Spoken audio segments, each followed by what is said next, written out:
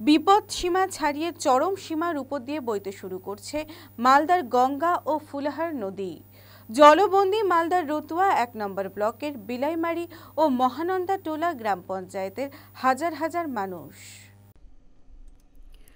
রাস্তাঘাট জলমগ্ন হওয়ার ফলে যোগাযোগ পুরোপুরি বিচ্ছিন্ন। প্রশাসন সূত্রের খবর, ২ গ্রাম পঞ্চায়েত মিলে ১০-১১ বুথ বর্তমানে জলমগ্ন। রাস্তাঘাট থেকে শুরু করে মহানন্দা টোলা উপস্বাস্থ্য কেন্দ্র ও একাধিক প্রাথমিক বিদ্যালয় এখন জলমগ্ন।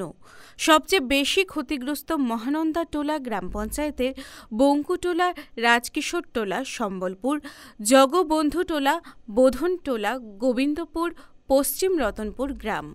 অন্যদিকে বিলাইমারি গ্রাম পঞ্চায়েতের পশ্চিম রতনপুর, টিকলিচর, খাকচাবোনা, নয়া বিলাইমারি গ্রাম জলমগ্ন। এই সমস্ত এলাকার মানুষ নিজেদের ঘরবাড়ির জিনিসপত্র সরিয়ে অন্যত্রে আশ্রয় নিতে শুরু করেছে। কেউ ত্রাণ শিবিরে তো কেউ আবার বাঁধের উপর আশ্রয় নিয়েছে। প্রশাসন নৌকার ব্যবস্থা করলেও পর্যাপ্ত ত্রাণের ব্যবস্থা করেনি। সমস্ত গ্রামে নৌকার ব্যবস্থা হয়নি বলেই অভিযোগ।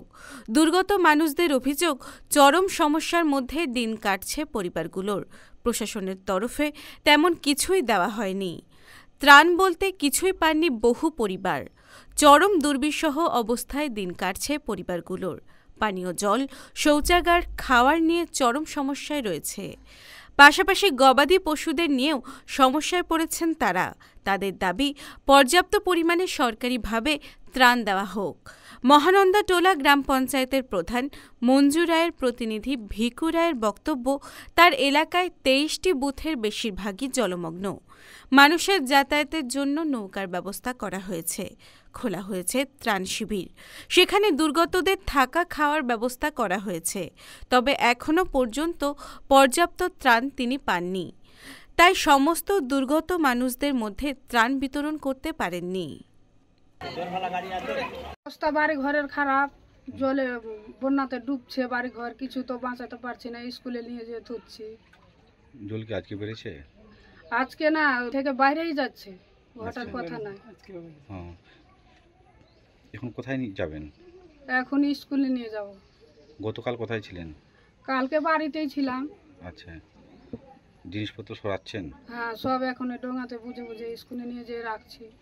আচ্ছা, কি যাতায়াতের জন্য কি ব্যবস্থা, হেঁটে যাচ্ছেন না নৌকা আছে কিছু? এদিকে কোনো নৌকা দেওয়া হয়েছে? না, নৌকা টৌকা কিছু দেওয়া হয়নি। আর কোনো সরকারি সহযোগিতা? না, সরকারি সহযোগিতা কিছুই পাইনি। অবস্থা তো খুবই খারাপ, জানো যে বন্যা টন্যাতে প্রত্যেকদিন জল বাড়তে আছে, আজকেও বেড়েছে। আবার খাবার টাবারও অসুবিধা, কিছু সুবিধা নাই এখানে। নৌকা টৌকা কিছু দেওয়ানো হয় না, কিছু সরকারি সুবিধাও নাই। আমরা যে পারছি সে করছি, থাকছি, অনেক কষ্টে থাকছি এখানে। ঘরে জল ঢুকে গেছে? ঘরে প্রত্যেকটাতে জল আছে, এই 1 কোমর করে জল এখানে আছে প্রত্যেকটা ঘরে। কি শুধু ওই যে চোখের উপরে থাকছি, মাচাবে নিয়ে নিয়ে থাকছি আমরা, আমাদের পুরো অসুবিধা। আচ্ছা, এখন চাইছেন কি আপনারা? আমরা চাইছি যে কিছু করেন আমাদের জন্য, কিছু করলে ভালো হয়, কারণ যে আমরা খুব গরিব মানুষ, করলে আমাদের একটু বাঁচি আমরা। পারছে, সকাল থেকে আমার জিনাটা ডুবে গেল। আচ্ছা, কি অবস্থায় রয়েছেন এখানে? অবস্থা খুব কাহিল, বাড়িতে অসুবিধা আছে, জমি জায়গা নেই, খেটে খুটে খাচ্ছি, বাড়িওয়ালাটাও ভালো নেই, হাটের বেড়া। আচ্ছা, চলাফেরা কিভাবে করছেন? চলাফেরা খুব কষ্টে দিন যাচ্ছে, ছেলেটা এখন পড়ছে। এই জল দিয়ে কি যাতায়াত কিভাবে করছেন? জল দিয়েতে হেঁটে হেঁটে যাচ্ছি। প্রয়োজন ছাড়া বেরোচ্ছে না ঘর থেকে? না। আর কি পোকামাকড় বা সাপের উপদ্রব আছে? হ্যাঁ, সাপ পাকা তো ঢুকছেই বাড়িতে, বাড়ির ভিতরে ফুসে টাঠি এইসব করা আছে, ছেড়ে দিয়েছি বাড়ি। জল ঢুকে গেছে? হ্যাঁ, ওইদিক জল ঢুকেছে, ল্যাট্রিন বাথরুম সব ডুবে গেছে, কলও মুখ ধরে নিয়েছে। আমার মহানন্দা টোলা 23টা মেম্বার, 23টাই বুথ ভাবতে হবে, ঠিক আছে?